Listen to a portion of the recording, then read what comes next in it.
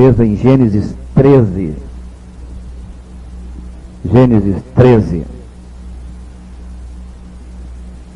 Vamos ler do versículo 1 até o versículo 13. Que antes de começar a palavra, eu gostaria de pedir, lendo a Bíblia essa semana e vendo essa questão de Gênesis 13, eu fiquei perguntando comigo mesmo, o que é que nós fazemos quando nós temos que tomar uma atitude de escolha?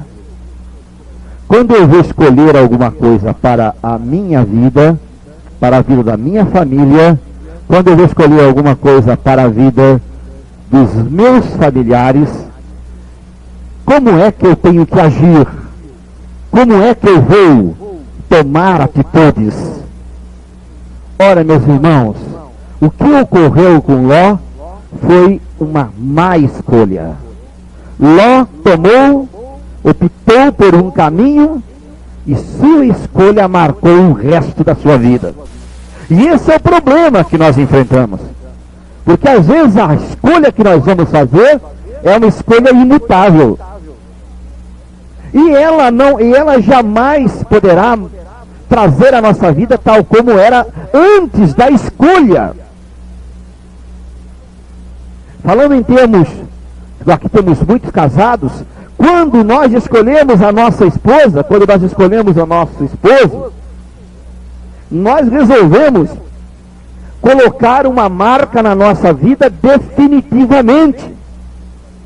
E a nossa vida nunca mais será como aquela vida antes do matrimônio, mas será sempre uma vida comprometida. Então é uma boa escolha, terá que ser uma boa escolha. E Ló fez uma escolha terrível, escolheu de maneira errada. Mas acontece que existiram algumas causas básicas que levaram Ló a escolher de maneira errada. Ninguém escolhe erradamente porque gosta. Eu vou escolher aquele um ali, aquela uma ali, porque é errada, não anda bem, porque é drogueiro, porque é maconheiro, porque é bebedor de pinga, porque é safado, porque imita cheque sem fundo, porque é caloteiro. Não, porque eu vou escolher aquele, porque eu gosto de sofrer. Não. Mas deve ter algumas causas que levam a pessoa a tomar uma escolha. E Ló escolheu erradamente. E quais as causas dessa má escolha? Em primeiro lugar, as aparentes vantagens. Se existe uma coisa que engana a qualquer cristão, é a aparente vantagem. É aquilo que eu falo para vocês sempre do bolo de quermesse. Você vai lá e ganha aquele bolo da quermesse, enfeitado, até com cerejinha por fora. Mas a hora que você corta, é vento, tá xoxo, não tem nada, é pão de ló, sem fermento, sem ter crescido, é coisa enganosa. O versículo 10 fala por que Ló escolheu mal. Porque ele acreditou naquilo que os seus olhos começaram a ver.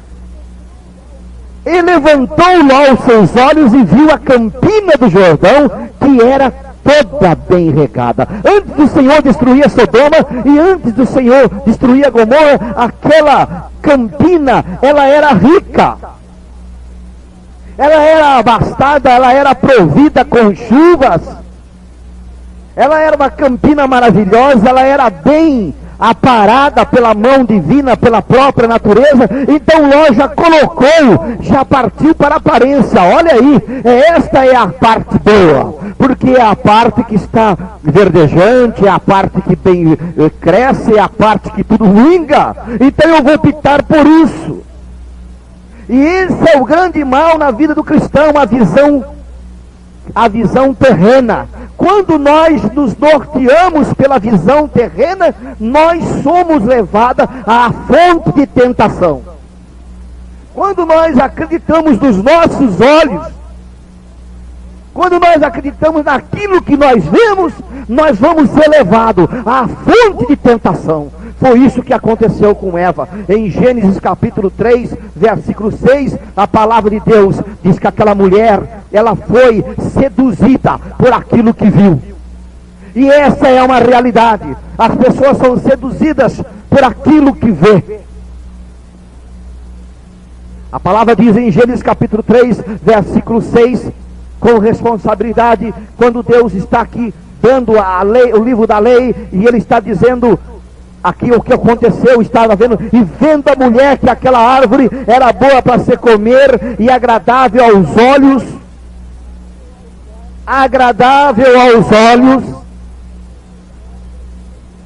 e a árvore desejável para dar entendimento, tomou do seu fruto e comeu, e deu também a seu marido, e ele comeu com ela. E vendo a mulher, viu que era alguma coisa que agradava, aparentemente era a melhor árvore, ainda que Deus tinha dito que aquela era a árvore mais perigosa. Deus havia feito recomendações, aquela árvore era uma árvore perigosa, não se devia tocar, mas aparentemente o que Eva enxergava era que era uma árvore boa, agradável aos olhos. E as pessoas, quando acreditam na visão terrena, elas são levadas à tentação, à fonte de tentação. Às vezes a pessoa não tem essa intenção, mas ela acaba cedendo àquilo que vê. Dizem que a ocasião faz o ladrão. Eu não queria roubar aquilo, mas estava lá. Se eu não levasse, alguém levaria. Foi o que aconteceu com Acã. Veja o que diz a Bíblia, no livro de Juízes. No livro de Juízes, a palavra diz no capítulo 7, no versículo 21. Juízes, o Josué. Melhor, corrigindo. É Josué? Amém? Então no livro de Josué, capítulo 7, versículo 21. Quando vi, olha o problema de Acã. Ele não queria, mas nos olhos dele, nos olhos nasceu a fonte da tentação. Olha o que diz a palavra: quando vi entre os despojos uma boa capa babilônica e 200 ciclos de prata e uma cunha de ouro do peso de 50 ciclos, quando ele vê, nasce no coração a cobiça. Cobicei-os, diz a palavra, cobicei-os e tomei-os, e eis que estão escondidos na terra, no meio da tenda, e a prata debaixo dela. Os olhos da base para a ação da alma, cobiça. Olho, alma, cobiça. A carne, a alma, a parte emocional, aquilo podia ser meu. Está no meio, tanta gente morreu, tanta gente morta, esses mortos não vão reclamar isso aí? Essa capa, essa prata, essa cunha de ouro, esses mortos não vão reclamar, ninguém vai saber. Mas aquilo foi anátema no meio do povo de Israel, porque era pecado o quê? Era pecado a visão terrena, que atrapalhava a espiritualidade e era fonte de tentação. Quando você começa a enxergar apenas no horizontal, meu irmão, comece a se preparar, que aí vem fonte de tentação. É fonte de tentação. Há uma receita muito boa da Bíblia para quem quer manter-se firme no caminho. Fazer jejum é excelente, orar é excelente, ler a Bíblia é excelente, mas o salmista, quando quis retratar da maravilhosa bênção que é a lei, ele escreveu no Salmo 119, versículo 37, cheio do Espírito de Deus, ele narrou a receita correta, poderosa para quem quer se manter firme no caminho. Não adianta, meu irmão, você pode ser bom crente, vir à igreja, fazer obras boas, mas a palavra diz o que é necessário para que você efetivamente se mantenha no caminho. Salmo 119, versículo 37, diz assim, e fala daquilo que nós estamos dizendo hoje. Desvia, Senhor, os meus olhos de contemplarem a vaidade, e vivifica-me no teu caminho. Desvia, Senhor. Desvia. Desvia, Senhor. Os meus olhos de contemplar a vaidade. Quando eu começo a olhar para aquilo que não vai acrescentar um povo da minha estatura, quando eu começo a olhar para aquilo que vai apenas gerar em mim um homem sentimentalista. Veja bem, não quero dizer que aqui ninguém deva ser sentimental. E como é bom quando o esposo diz para a esposa, mesmo depois de 25 anos de casado, ainda diz que a ama, lembra da esposa e manda um cactus para ela, não é? Uma flor, não é? Manda uma cesta de café da manhã. Eu não estou dizendo que não deva ser sentimental. Eu estou dizendo que não deve ser um sentimentalista, que só vive em cima de sentimentos. Porque quando nós começamos a olhar para a vaidade do mundo, nós começamos a esquecer do caminho de Deus e queremos ser iguais os ímpios. Eu escuto gente falar assim, eu não sei, eu estou na igreja há tanto tempo, eu não vou para frente. O ímpio, cada dia mais rico, porque o ímpio atira de si lodo e lama, por isso que enriquece rápido. Enriquece rápido. Salmo 119, 37 é muito importante para a nossa vida. Desvia, Senhor, os meus olhos de contemplar a vaidade. Você quer ser avivado no caminho do Senhor? Tira os teus olhos da vaidade. Tira os seus olhos daquilo que não te dá crescimento espiritual. Tira os seus olhos do horizonte. Começa a olhar para os olhos. A Bíblia diz, olhai para cima. Buscai as coisas que são de cima.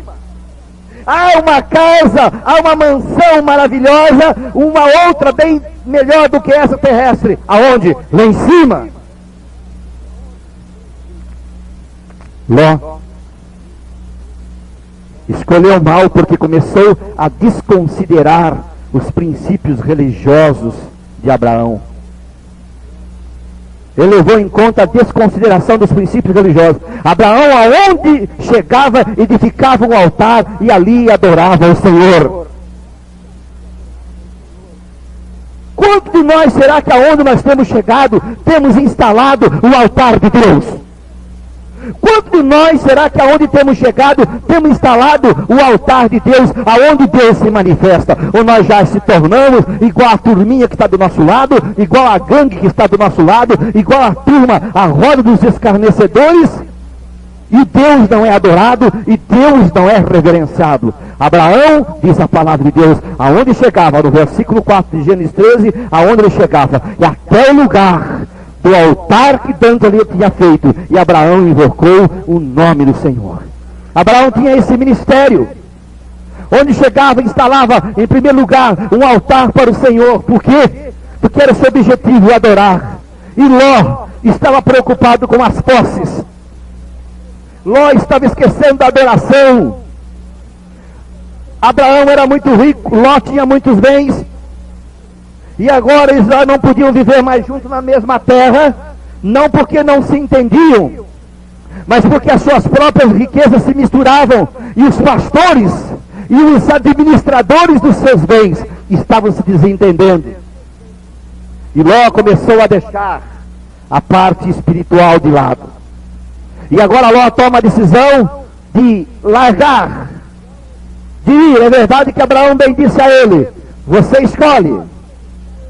Mas quando ele se decide por isso, e ele escolhe mal, ele escolhe a região de Sodoma, ele escolhe a região de Sodoma e Gomorra. E agora, quem iria estimular Ló? quem iria estar estimulando Ló a uma vida de adoração? Quem?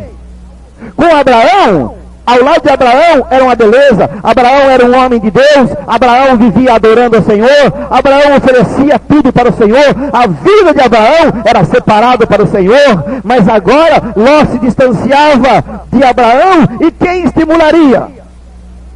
A sua própria mulher não teria nada a oferecer a nível de espiritualidade. Desobediente, não temente a Deus. Resolveu até mesmo quando foi destruído Sodoma, olhar para trás. E ficou marcado na história. E o próprio Jesus disse: lembrai da mulher de Ló, porque ela foi a mulher que resolveu olhar para trás. Esquecer de olhar para o Senhor, de olhar para o alvo, olhar para Deus. Muitos hoje estão sofrendo, muitos hoje estão padecendo dores, porque têm olhado mais para trás. Ah, se eu tivesse, quem sabe, continuado lá no terreirinho que eu estava, hoje minha vida poderia, quem sabe, estar pelo menos melhor do que está hoje. Quem sabe, se eu tivesse continuado naquela vida de lenga-lenga que eu tinha, naquela vida gostosa que eu tinha, hoje eu tenho uma vida proibitiva. Não, meu irmão, você não tem vida proibitiva, coisa nenhuma. A Bíblia diz que todas as coisas não são lícitas, mas nem todas as coisas nos convêm, porque nós somos chamados como geração eleita, como nação santa, como povo de Deus. E se somos povo de Deus, temos que ser um povo diferente, um povo que vê por uma outra dimensão, que não vê aqui embaixo, mas vê lá em cima. Ló,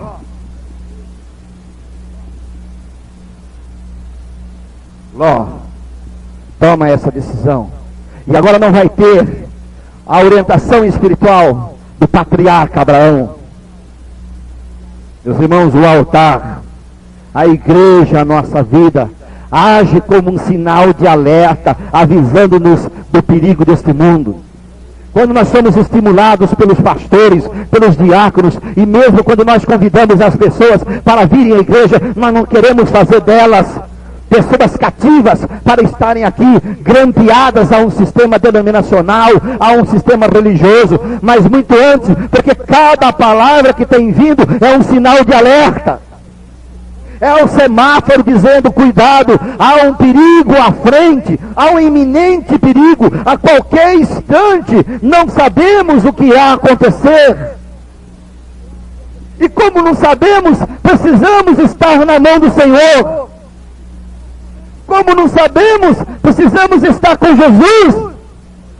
Como não sabemos, precisamos andar com Ele, e de igual maneira como Ele andou, para que, se soar as trombetas, sejamos achados dignos de também subir com Ele.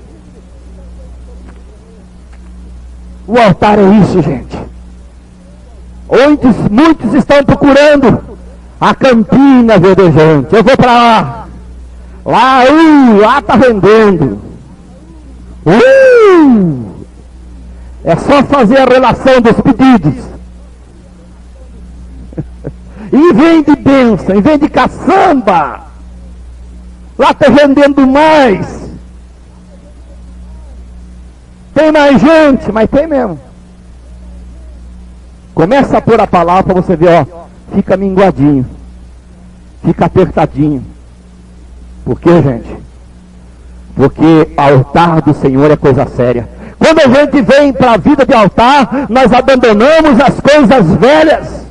As coisas velhas ficaram para trás. Eis que tudo, diz a palavra, não é alguma coisa não, mas tudo se fez novo. E agora não é, quem sabe, uma criatura com alguma coisa de novidade, mas agora é nova criatura em Cristo Jesus. É nova criatura. Não é mais aquela criatura velha, filho do diabo, filho de Satanás, que andava debaixo das ordenanças do demônio, mas agora anda segundo os padrões de Cristo Jesus. E quando eu ando segundo os padrões de Cristo Jesus, meu irmão, a minha vida é uma vida de altar. A minha vida é uma vida de adoração. E muitos até vão querer sair da nossa vida. Oh, você está indo muito na igreja? Você está lendo muita Bíblia? Para com isso, homem, você está orando muito. Os Lós vão querer os caminhos de Sodoma. Os Lós vão querer o caminho de Gomorra. Por que, meus irmãos? Porque querem vida fácil. Mas o Senhor não nos chamou para a vida fácil. Aliás, o Senhor não nos deu um espírito de covardia. Antes nos deu um espírito de coragem. Para que nós possamos ir. E para se tornar mais do que vencedor em Cristo Jesus, é preciso passar pela cruz para chegar na vida de altar. Mas o que eu acho tremendo na decisão de Ló é o curso dessa escolha. Para onde é que essa escolha fluiu? Para onde é que levou Ló? Levou para baixo. Levou para pior. Alguém que deixa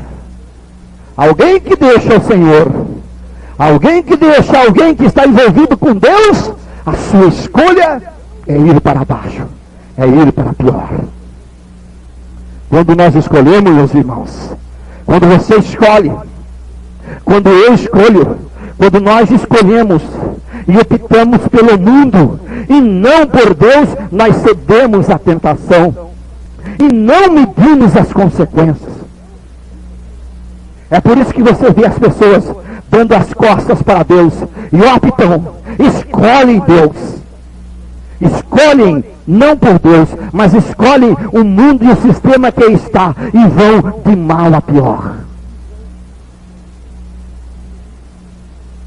Outro dia eu tive uma surpresa tremendamente desagradável. Um moço caiu na minha frente na 9 de abril. Ralou todo o rosto. E sem hipocrisia alguma, e sem querer ser bom samaritano, parei a moto, desci, fui ajudar, fiz o que eu pude, tentei fazer, ele estava muito embriagado, e comecei a conversar com ele. E ele foi de um certo momento, depois de uns 10 minutos de conversa, e de providenciar uma água para limpar o rosto dele, fazer alguma coisa por ele, e até me ofereci para levá-lo à casa de recuperação, se fosse. Ele disse: eu não quero ir para um ambiente desse. Ele falou, eu falei: mas por quê? Ninguém lá vai te querer mal. Eu falei: eu sei disso. Ninguém lá vai te fazer mal. Eu falei: eu sei disso. Lá é um ambiente gostoso, um ambiente de adoração, de oração. Eu falei: eu sei disso. E começou a chorar. E enfiou a mão no bolso e tirou a credencial de pastor. Um ex-pastor. Era pastor. Estava jogado na sarjeta. Porque ele optou por uma vida tremendamente errada.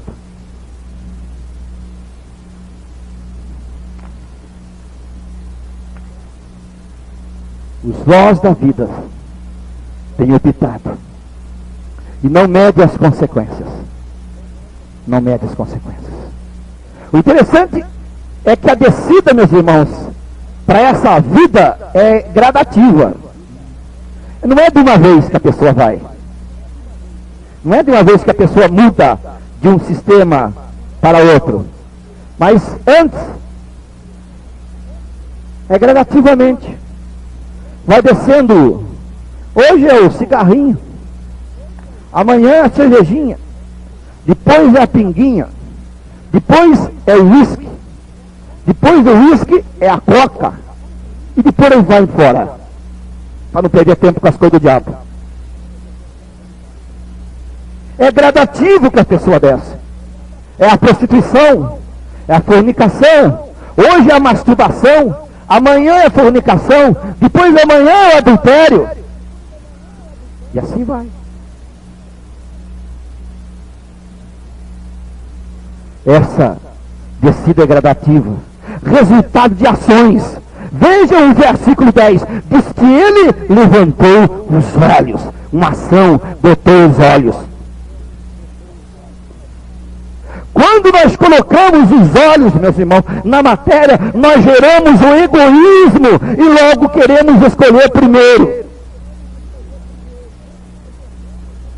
Quando nós botamos os olhos na matéria, nós geramos o egoísmo e queremos escolher primeiro.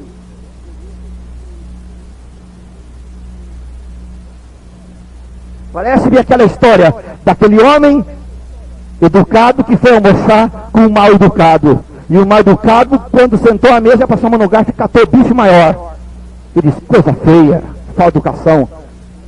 Ele falou, qual o senhor pegaria? Ele falou, o maior. Ia ser meu mesmo, então eu estou pegando antes. O egoísmo, a opção de escolher antes, é gerada quando nós colocamos os olhos na matéria. Foi o que Ló fez. E quando nós queremos escolher primeiro, quando nós queremos ficar com o melhor para nós, quando nós queremos trazer o melhor para nós e o pior para o meu irmão, eu estou gerando aí a falta de gentileza, que aliás é fruto do Espírito, sim, senhores. Gentileza também é fruto do Espírito. Aliás, como que eu tenho visto gente sem essa parte do fruto do Espírito? Sem esse elemento do fruto do Espírito que fala, Gálatas 5, não tem gentileza para com o seu próximo. Esse lugar era meu, menino. Por que você deixou aí, menino? Falta de gentileza.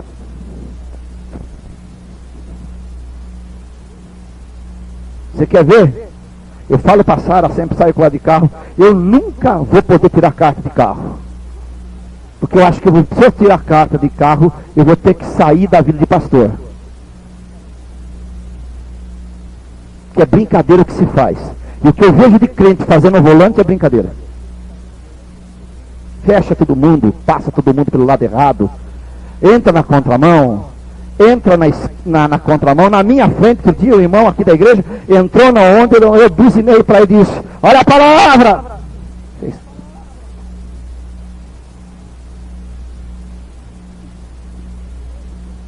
Você ensinou na igreja que você não é fiscal, que você é pastor. Falta de gentileza. Quando nós caímos no egoísmo, gera a falta de gentileza. Nós não temos lhaneza, finura para contratar com os irmãos. Me faz aqui lembrar aquela história, que é sempre bom lembrar. Presta atenção nisso. É interessante que eu vou te contar. Se você não ouviu, vai ser interessante.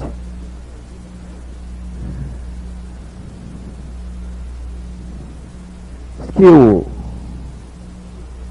um homem sonhou que foi no inferno. E chegou lá no inferno. Tinha assim uma mesa grande colocada com muitos pratos cheios de sopas e umas colheres bem compridas. E veio os diabos para sentar para comer, sopa bem quentinha.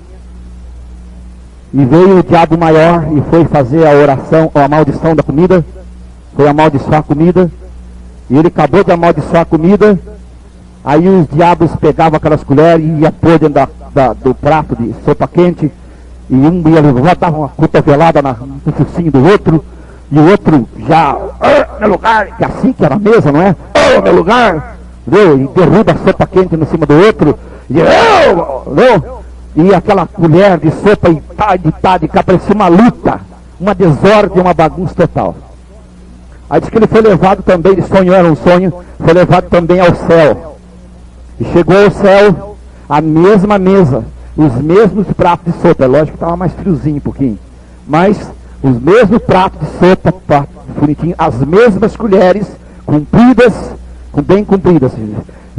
Desceu aquela revoada de anjos, e eles desceram e sentaram um em frente ao outro. E aí veio um, deu graças pelo alimento.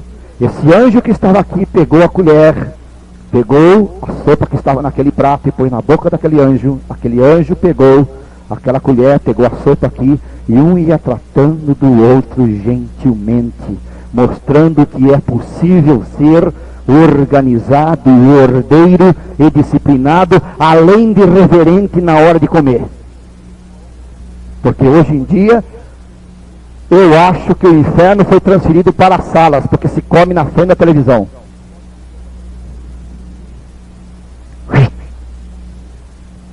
Abraça aí.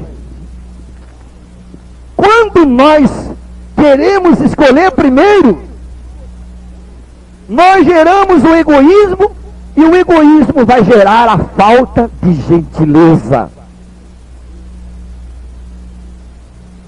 A falta de bons tratos. A palavra de Deus diz lá em Provérbios,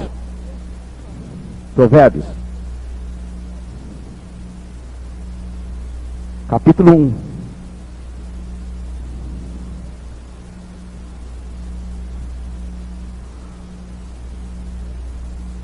Provérbios 1, 29. Porquanto aborreceram o conhecimento e não preferiram o temor de Deus. Quando eu parto para a escolha, quando eu parto para descer às ações erradas, a minha tendência natural é que gradativamente eu vou escolhendo coisas erradas e começo a deixar, como diz a palavra de Deus, não prefiro o temor de Deus e começo a aborrecer.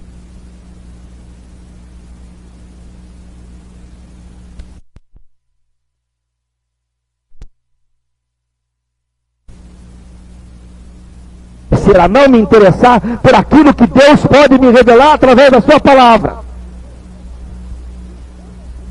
E foi a situação justamente de Ló, se distanciando das coisas de Deus.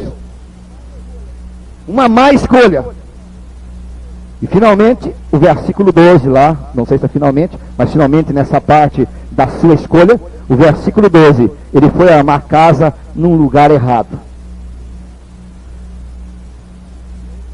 Diz a palavra de Deus, e habitou Abrão na terra de Canaã, e Ló habitou nas cidades da campina e armou as suas tendas até Sodoma. Ele foi armar tendas em Sodoma. Ele foi ter compromisso, vínculo, conivência com o pecado que ali era praticado, porque diz o versículo 13, e ora, eram maus os varões de Sodomas e grandes pecadores contra o Senhor.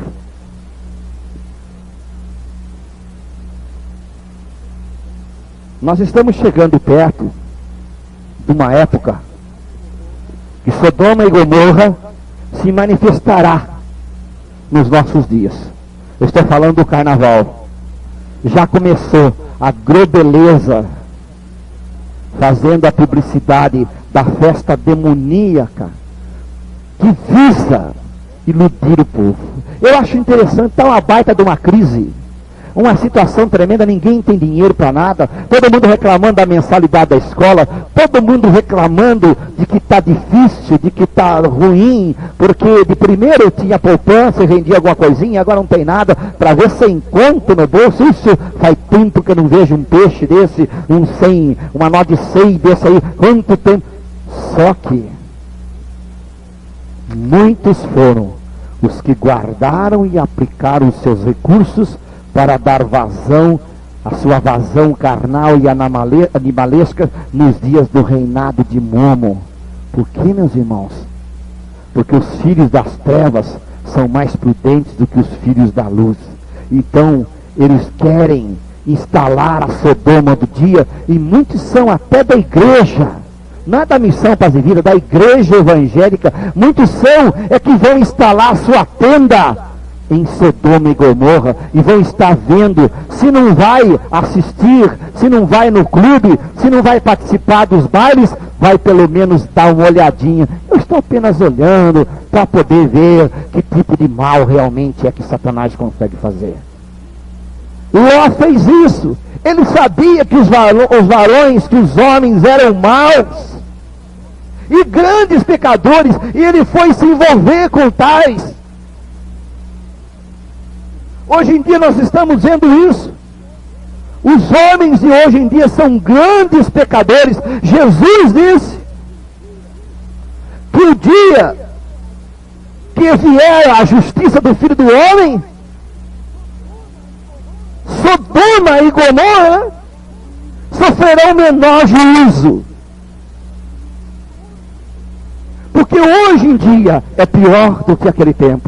por causa das escolhas. E as pessoas têm escolhido de maneira errada. E depois vão colher a maldição.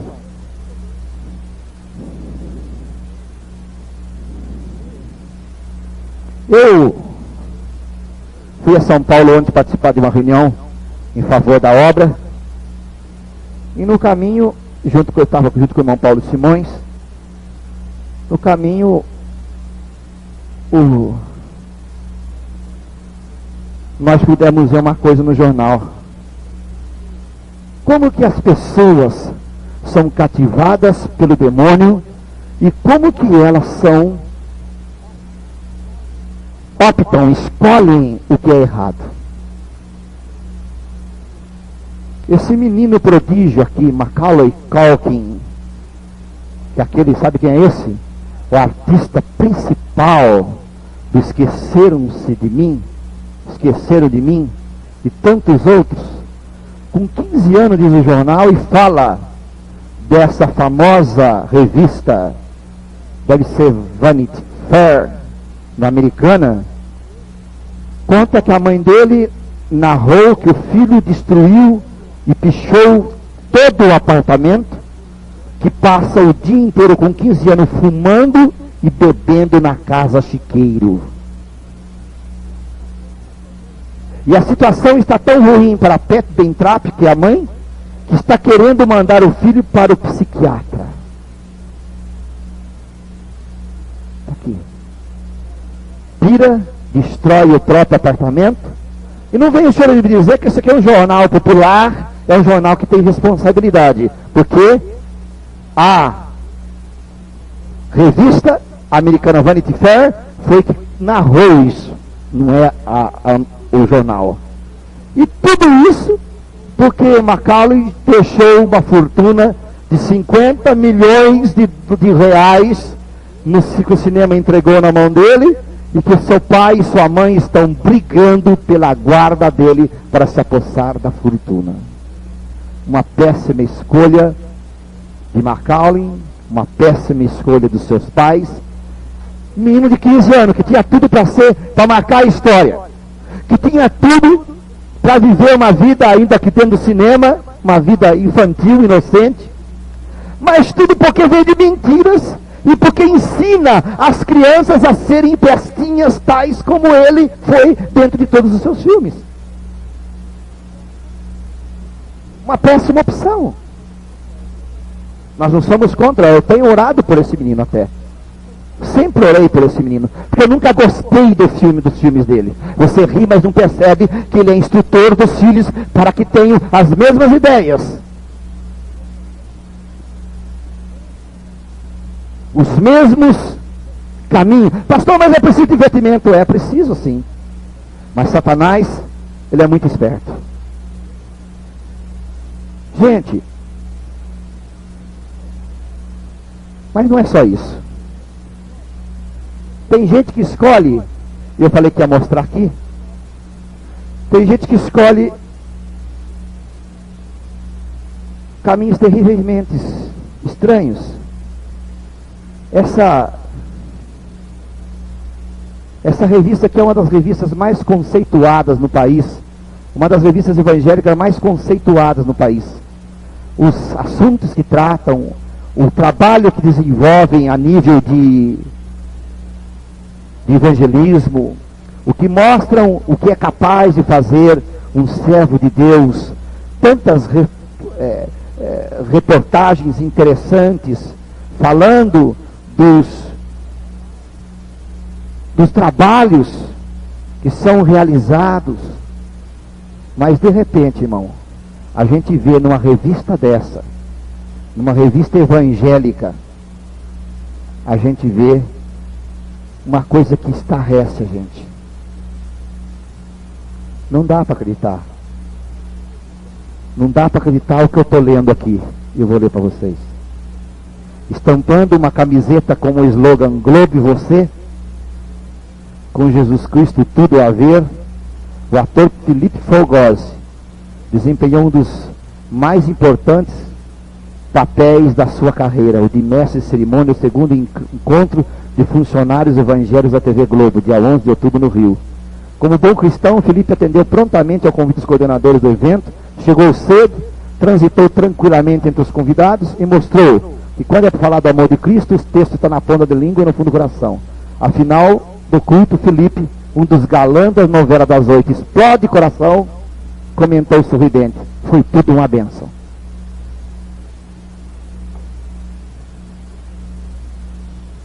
Esse evangelho eu não conheço, gente. Esse evangelho eu não conheço. Se é certo isso aí, minha avó não foi mãe do meu pai. Minha avó era campo de aviação. Se isso aí é certo, que o moço pode coordenar um encontro de funcionários evangélicos de uma TV e ainda em ser galã de uma novela, sem contar que ele já foi o bitelo lá do olho no olho, é o mesmo, e ainda a revista de nome, eu teria pulado no rio se eu fosse o diretor dessa revista aqui, ao invés de publicar isso, independente se ele fosse ou não membro da minha igreja, que vai embora para outra igreja, e até se desvie, mas pelo menos não vai escandalizar, porque nós somos cobrados no dia a dia. Como é que pode um negócio desse? Pode de uma fonte, pergunta a Bíblia, emanar uma água pura e uma água imunda? Pode de um mesmo vaso proceder, de uma mesma boca proceder bênção e maldição? Que Deus abençoe esse moço para que ele se encontre com Jesus definitivamente. Para daí sim, quem sabe, dirigir algum encontro, e tomara que seja o encontro dele com o Senhor para mudar a vida dele.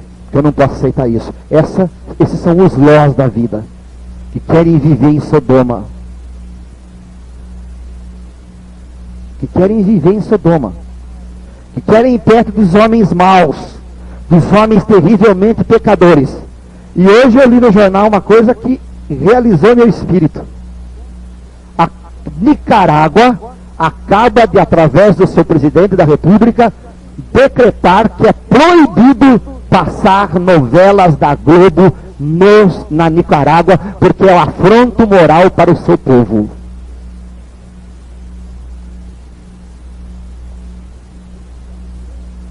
Eles entendem que as novelas que nós assistimos são afronto moral, e lá foi proibido, não é permitido mais. E olha que é um país católico. Eu acho que muito católico. Porque também tem bons católicos. E bom católico não vai se meter com isso. Ló fez isso, mas tudo isso teve um preço a Ló. Então ele passou a enfrentar a sua maldição. Primeiro lugar, Ló perdeu o seu amigo Abraão. Gente, como é duro quando nós perdemos um amigo de fé verdadeiro. Como é duro quando nós perdemos um amigo que realmente era aquele que buscava. Ló perdeu aquele que tinha sabedoria. Ló perdeu aquele que era o seu orientador, aquele que era o seu pedagogo nas letras santas. Ló perdeu a amizade de Abraão. Ló perdeu a sua riqueza. Por quê, irmãos? Porque a opção mundana gera desperdício. Não foi isso com o filho pródigo? O filho pródigo tinha tudo, ele era rico, ele tinha tudo, ele tinha o anel do pai, ele tinha os melhores vestidos, ele tinha os melhores sapatos, mas ele preferiu ir comer bolotas de porco. E foi gastar com a opção mundana, foi gastar com as perversas do mundo, foi gastar com as prostitutas, foi viver dissolutamente. Quando alguém toma essa opção, por maior que seja a sua riqueza, a opção mundana gera desperdício. Gera desperdício. Às vezes nós escondemos um vintém da obra do Senhor. mas nós torramos em tudo quanto é tipo de divertimento, a título de poder alisar o nosso ego. Nós escondemos a ajuda para o nosso irmão que está no centro de operação, ou para as crianças que futuramente vão entrar no orfanato, ou mesmo até para poder contribuir com outras entidades que geram trabalhos a nível vasto. Nós escondemos, nós não nos esvaziamos, mas nós entanto nos tornamos um pródigo, um desperdiçador do que Deus nos dá naquilo que não é pão, naquilo que não é leite. E essa é uma realidade.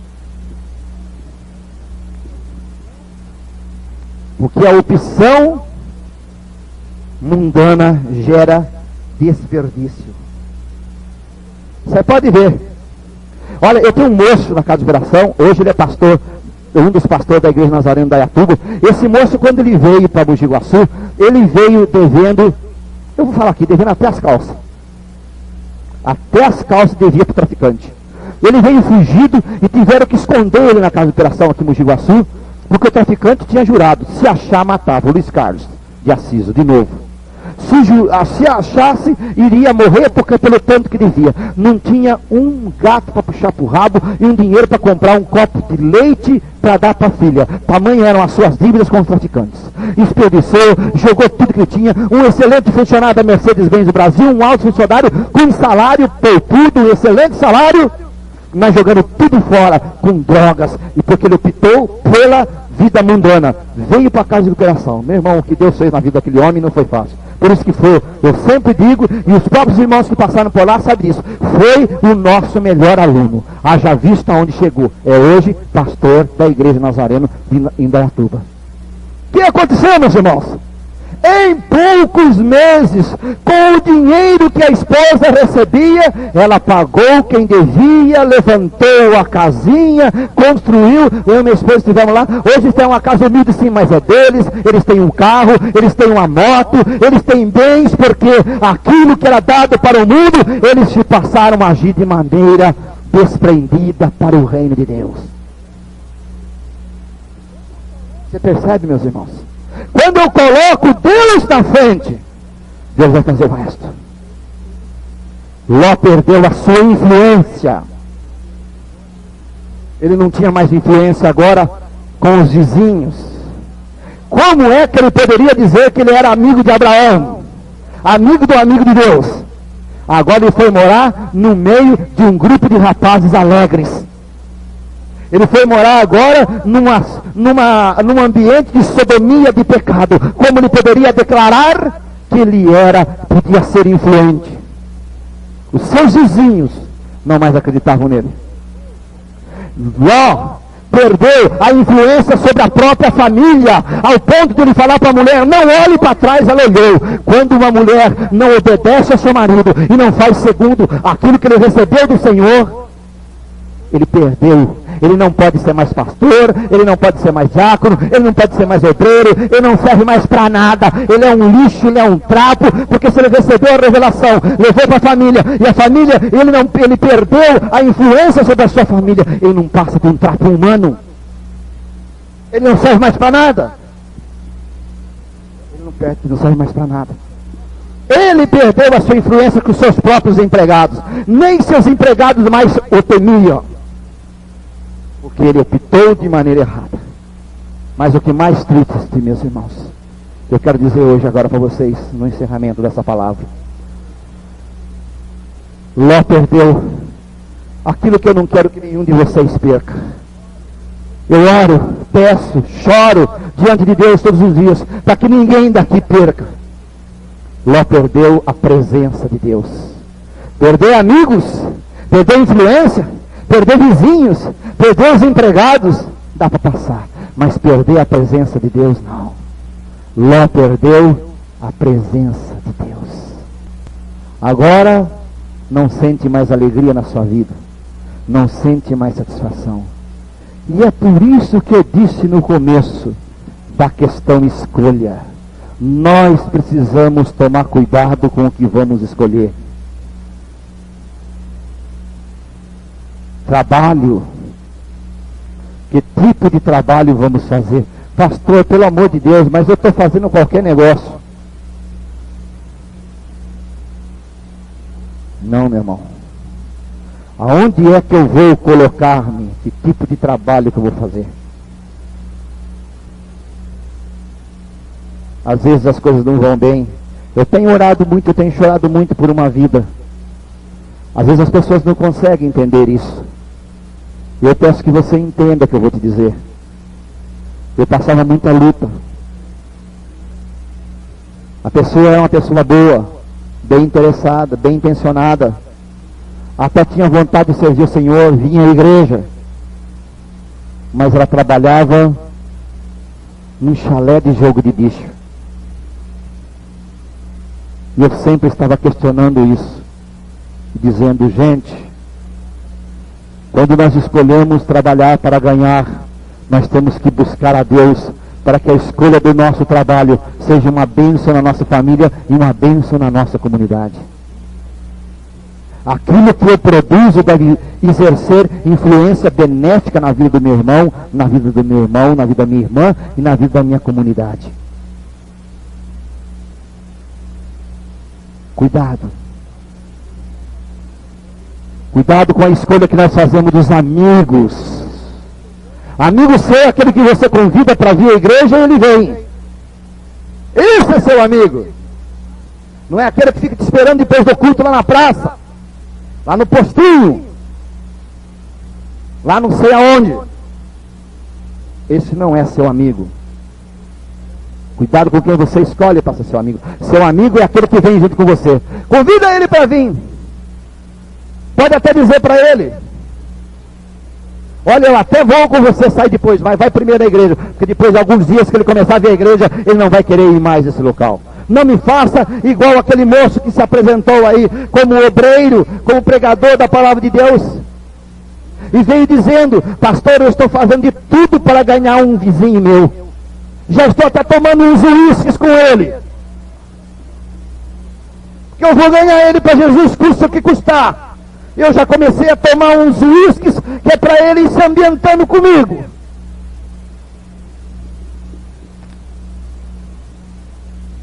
Você já sabe quem é que vai ganhar quem para quem, não sabe? Cuidado os amigos que você escolhe. E agora a palavra que você esperava, jovem. Cuidado com o namorado e com a namorada que você escolhe. Pode ser a tragédia da sua vida. Quais as provas evidenciais que ele serve a Deus? Quais as provas evidenciais de que ele teme a Deus, de que ele respeita? Quais as provas evidenciais que ele vai ser um bom pai? Que bom pai vai ser aquele que é formado pela palavra. Amém? Quais as provas evidenciais de que ele é uma pessoa que tem, além do respeito, que a educação obrigatória que nós recebemos do nosso berço, da nossa família, do respeito para com a namorada. Além disso, qual é o respeito que ele tem para comigo, sendo servo de Deus, e eu casa de Deus, e templo de Deus, sem poder abominar e oferecer fogo estranho no meu namoro? Quantos estão oferecendo fogo estranho? Quantos estão oferecendo fogo estranho ao Senhor? Na igreja, adora, canta, vem, ora, é uma bênção, chora, escolha errada.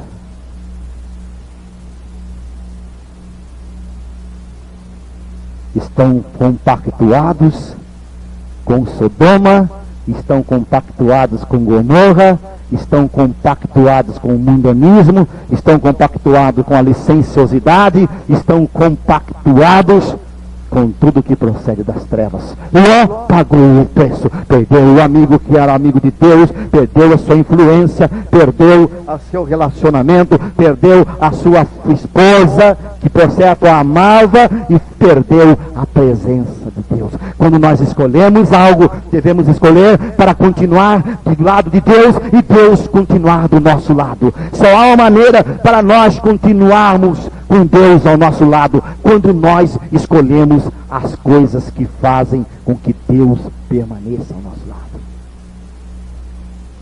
Eu sei que é duro, irmão. Eu sei que é duro. Eu sei que é duro. Mas você precisa pensar. É gostoso a gente chegar aqui e pregar como Napoleão Falcão, como Takayama. É gostoso chegar aqui e pregar como Gesiel Gomes. É gostoso chegar aqui e trazer o avivamento e todo mundo, oh glória!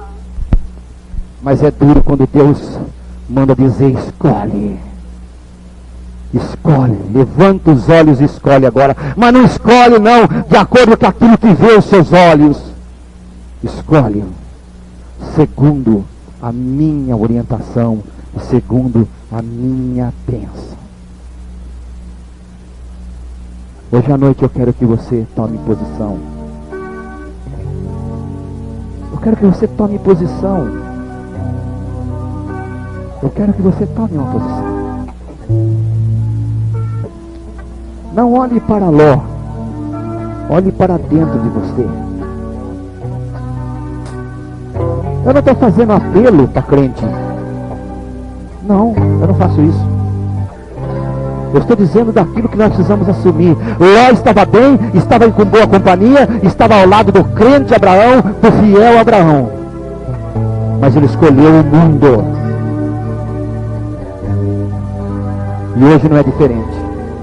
Mas Deus nos chama para uma opção verdadeira. Para aquela uma e que nós já chegamos diante dele e dizemos, Senhor, não tem outro jeito. Para onde fugirei da tua presença? Se eu subir, Senhor, as asas da alva, tu estarás lá. Se eu descer ao céu, tu estarás lá. Não há como fugir de ti. É impossível fugir da tua presença, Senhor. Por isso hoje eu me derramo diante do teu altar. Eu me derramo diante dos teus pés. E eu peço que o Senhor me ajude. Sim, Senhor, que o Senhor me ajude a enxergar as coisas de cima, a enxergar as coisas que o Espírito tem para me revelar. Senhor, hoje eu te peço a sua graça, eu peço a sua bênção, Senhor. Oh Senhor da glória, para que eu tenha, Senhor, eu tenha na minha vida, Senhor, vida para ti, Senhor. Oh Jesus, aceita hoje, Senhor, que essa decisão não seja apenas a consequência da música, Senhor, dessa música ímpar, sem outra, mas, Senhor, que seja definitivamente, Senhor, a minha decisão ímpar, sem outra que supere esta, aonde eu possa te servir, Senhor, aonde eu possa ser mais e mais amigo de Deus, onde eu possa mais e mais exercer influência sobre a minha família, sobre os meus amigos, sobre a minha casa, mas a influência que vem de ti, Senhor. Senhor, hoje me transforma, Senhor, me transforma naquele servo que te serve por completo, que não faz somente o que é mandado, porque senão seria servo inútil, como diz a tua palavra, mas aquele que quer viver para ti, Senhor. Que essa seja a minha decisão hoje. Eu te peço, em nome de Jesus, em nome de Jesus, em nome de Jesus. Vamos ficar em pé agora.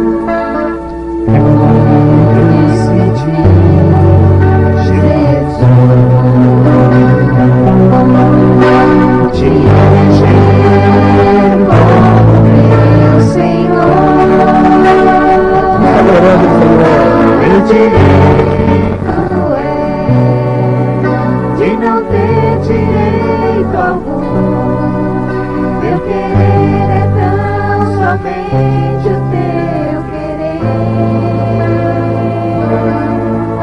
Para isso empenho É a minha palavra agora, Senhor.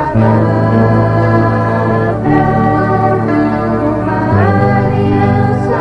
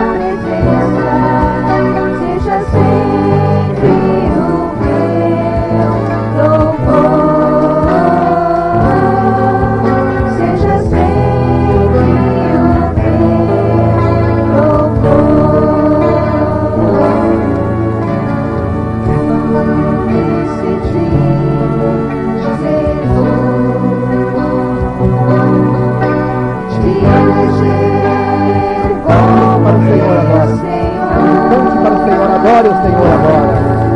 Meu direito é de não ter direito algum. Meu querer é tão somente o teu querer. Para isso eu empenho minha palavra, uma aliança que faço por amor. Aceita, Senhor, a minha cruz. Aceita, Senhor, esta aliança. Aromas suaves em tua presença, seja sempre o meu louvor.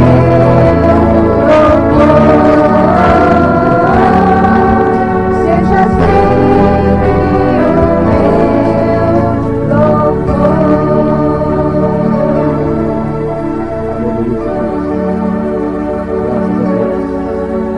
Vamos assentar, por favor, um minutinho. Eu queria agradecer aos nossos visitantes.